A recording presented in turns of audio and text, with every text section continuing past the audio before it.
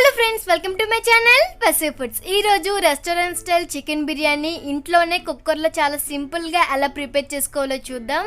చాలామంది కుక్కర్లో ప్రిపేర్ చేస్తే ఆ టేస్ట్ అనేది రాదు, పర్ఫెక్ట్గా రాదు అనుకుంటారు. అలా ఏం కాదండి, ఇలా ట్రై చేసి చూడండి, పక్కా రెస్టారెంట్ స్టైల్ అనేది వస్తుంది. సో దానికోసం ఇక్కడ నేను ఒక అరకిలో వరకు చికెన్ అనేది తీసుకున్నాను. వీటిని శుభ్రంగా కడిగి క్లీన్ చేసి పెట్టుకున్నాను.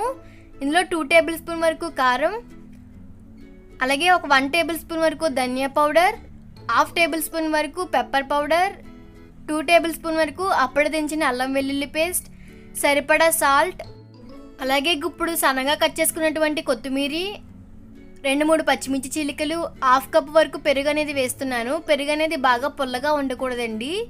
ఇప్పుడు ఇందులో ఒక 1/2 టీ స్పూన్ వరకు పసుపు కూడా వేసి మొత్తం అంతా కూడా బాగా కలిసే విధంగా కలుపుకోవాలి. మసాలాలన్నీ కూడా చికెన్కి బాగా పట్టే విధంగా కలుపుకోవాలండి. అలా కలిపితేనే టేస్ట్ అనేది బాగుంటుంది. పెరుగు అనేది కొంచెం ఎక్కువైనా సరే బాగానే ఉంటుంది, జ్యూసీగా. ఇప్పుడు దీన్ని ఒక అరగంట పాటు మ్యారినేట్ చేసుకోవాలి. ఇప్పుడు వేరొక గిన్నె తీసుకొని ఇందులో 2 గ్లాసెస్ వరకు రైస్ అనేది యాడ్ చేస్తున్నాను. ఇక్కడ నేను సోనా మసూర్ రైస్ అనేది తీసుకున్నాను. మీరు కావాలంటే బాస్మతి రైస్ కూడా యాడ్ చేసుకోవచ్చు. ఇప్పుడు ఇందులో కొద్దిగా వాటర్ యాడ్ చేసి శుభ్రంగా కడిగి నీళ్ళు అనేవి వంపుకుంటున్నాను. ఇందులోనే మరొక లోట వాటర్ వేసి ఒక అరగంట పాటు నాననివ్వాలి. ఇప్పుడు అరగంట పాటు మ్యారినేట్ చేసుకున్న చికెన్ తీసుకొని ఇందులో 1 చెక్క వరకు నిమ్మకాయ రసం అనేది పిండుతున్నాను. ఎక్కువగా అవసరం లేదండి. ఈ నిమ్మకాయ వేయడం వల్ల టేస్ట్ అనేది చాలా బాగుంటుంది. ఇప్పుడు మొత్తం అంతా కూడా మరొకసారి కలుపుకోవాలి.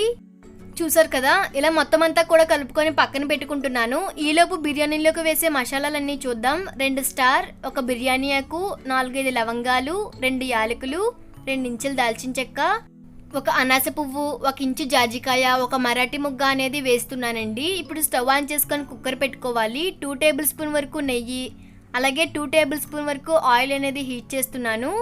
ఇందులో 1 టేబుల్ స్పూన్ వరకు జీలకర్ర వేసి ముందుగా చూపించినటువంటి హోల్ గరం మసాలా కూడా వేసి ఫ్లేవర్స్ అన్నీ బాగా వేగే విధంగా వేయించుకోవాలి.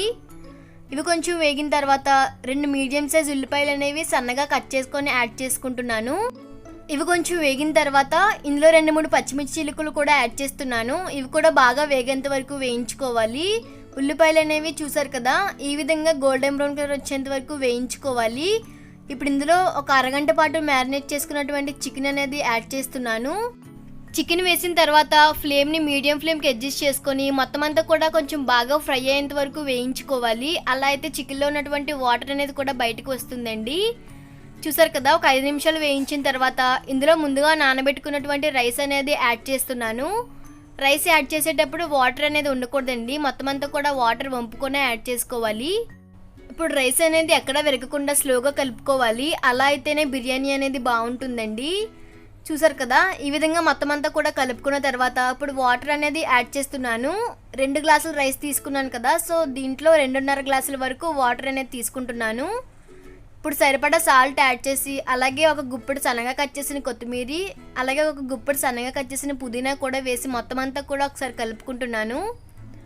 చికెన్లో ఆల్రెడీ వాటర్ ఉంటుంది కదా, సో వాటర్ అనేది చూసుకొని యాడ్ చేసుకోవాలి. ఇప్పుడు మూత పెట్టి ఒక 2 విజిల్స్ వచ్చేంత వరకు ఉంటే సరిపోతుందండి, ఎక్కువగా రానవసరం లేదు. 2 విజిల్స్ వచ్చిన తర్వాత స్టవ్ ఆఫ్ చేసుకొని ఒకసారి ఆవిరంతా పోయిన తర్వాత మూత తీసుకొని చూస్తే చూసారు కదా, మన చికెన్ బిర్యానీ అనేది రెడీ అయిపోయింది. అంతేకాకుండా పర్ఫెక్ట్గా ఉడికిందండి. చూసారు కదా, చాలా సింపుల్ అండ్ ఈజీ ప్రాసెస్ కూడా. తినాలనిపించిన ప్రతిసారి రెస్టారెంట్కే వెళ్ళవసరం లేదండి. ఇలా ఇంట్లో ఉన్న వాటితోనే ఈజీగా ప్రిపేర్ చేసుకోవచ్చు. సో ఈ వీడియో కనుక మీకు నచ్చినట్లయితే లైక్ చేయండి, షేర్ చేయండి. ప్లీజ్ నా ఛానల్ని సబ్స్క్రైబ్ చేయడం మర్చిపోవద్దు. అలాగే మీకు ఎలా కుదిరిందో నాకు కామెంట్ చేసి చెప్పండి.